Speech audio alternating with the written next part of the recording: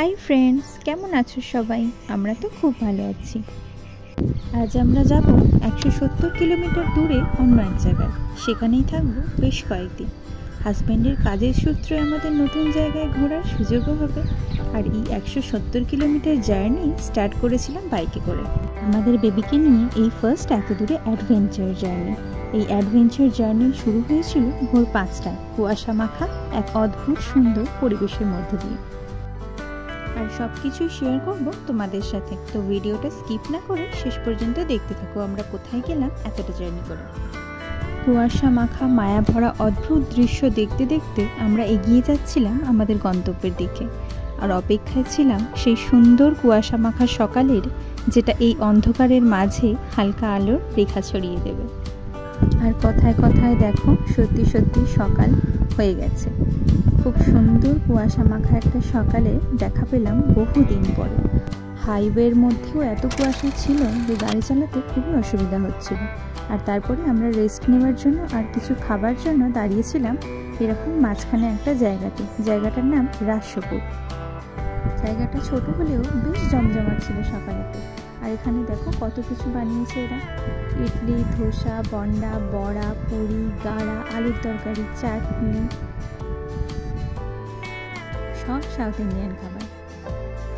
South ইন্ডিয়াতে বসে south Indian খাবার খাওয়ার অনুভূতি সত্যিই আলাদা হয়। কলকাতায় অনেকবার সাউথ ইন্ডিয়ান ড্রেস ট্রাই করেছি জানো, বাট তোমরা যারা সাউথ ইন্ডিয়াতে এসেছো তারা নিশ্চয়ই জানো এখানকার খাবারের টেস্ট তার সাথে তেমন কোনো মিল পাওয়া যায় না। অথেন্টিক সাউথ ইন্ডিয়ান খাবার ট্রাই করার ইচ্ছা থাকলে অবশ্যই একবার সাউথ ইন্ডিয়া ঘুরে যেও, খাবারের প্রেমে পড়ে যাবে জাস্ট। শুধু প্রতিটা খাবারই একটু টক বেশি। এই যে খাবার পর আবার আমরা গন্তব্যের দিকে এগিয়ে যাচ্ছি। ওই যে দেখো দূরে গাছের ফাঁক দিয়ে একটা লাইট হাউস দেখা যাচ্ছে, ওটাই আমাদের গন্তব্য পরের কিছু দিনের জন্য।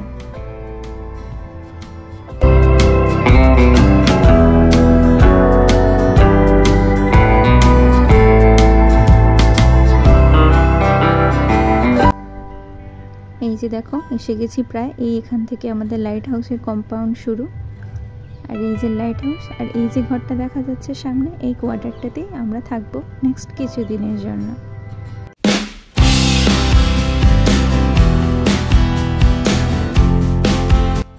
শেষমেশ বেলা 11:30টায় আমরা এসে পৌঁছেছি আমাদের গন্তব্য মাছলিপট্টনম লাইট হাউসে।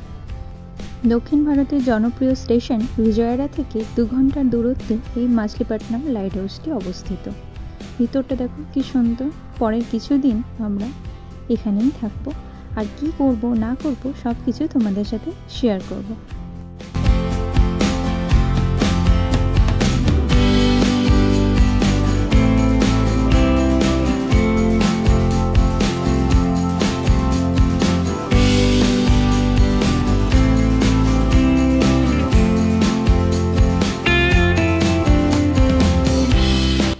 এই হচ্ছে আমাদের কোয়ার্টার, ইন্সপেকশন কোয়ার্টার।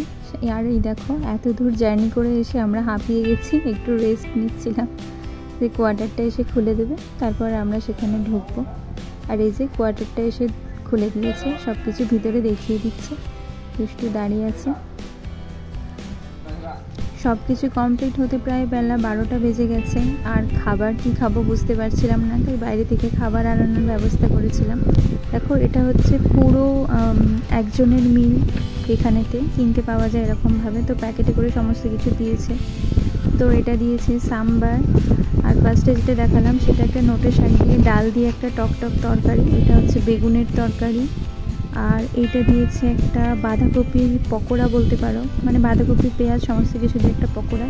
আর এটা একটা নারকেলের চাটনি। আর একটা 10 টাকার দইয়ের প্যাকেট দিয়েছে।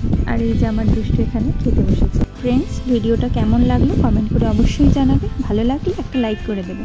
আর চ্যানেলটি সাবস্ক্রাইব করে আমার পাশে থেকো। সবাই ভালো থেকো, সুস্থ থেকো। দেখা হচ্ছে পরে নতুন একটি ভিডিওতে। ততক্ষণের জন্য বাই বাই।